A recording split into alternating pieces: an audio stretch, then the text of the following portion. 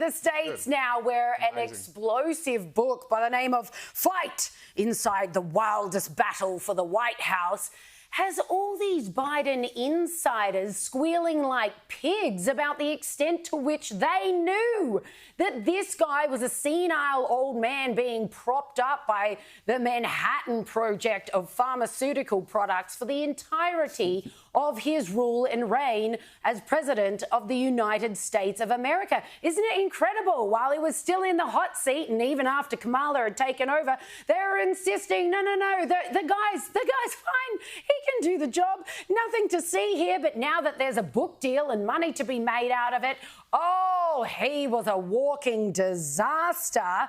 Here's Fox News reporting on this new book set for release this month, but obviously they've had a few leaks. In a new book, it says Democrats quietly began making contingency plans around him more than 1 year before November's election. The authors write, in hush-hush talks starting in 2023, officials gamed out Biden withdrawal scenarios. A grim addition to that, aides to former Vice President Harris, quote, strategized around the possibility that Biden might die in office. They even thought he might cark it. That's how confident they were that this guy was on his last legs. If you are planning a funeral, you'd think maybe this guy isn't up to the task. This book, the bits of it that have been leaked and I've read, are all about how many times he would book in to get his makeup done because it needed an extortionate amount of makeup to make him look not corpse-like. But then he'd get his makeup done and cancel the day's appointments anyway. So he'd get his makeup done and then just for his own vanity. Clear the diary. Actually can't be bothered. I've got up. I've got my makeup done. That's it for I'm going to the beach, guys. The amount of stories that are coming out already, and the book hasn't been released yet, are just, I mean, you want to say funny, but at the same time, absolutely tragic. Well, I thought it was curious, of course, after he had that terrible debate and things sort of started going downhill, you could tell he almost had like the Donald Trump tan thing going on. His next public appearance, he looked so dark. And I had wondered, like, have they sent him off for a fake tan? Because he looked so gormless and almost like dead at that debate. Yeah. He was so pale. Have they sent him off for a fake tan or have they given him makeup? Or he fell asleep at the beach again.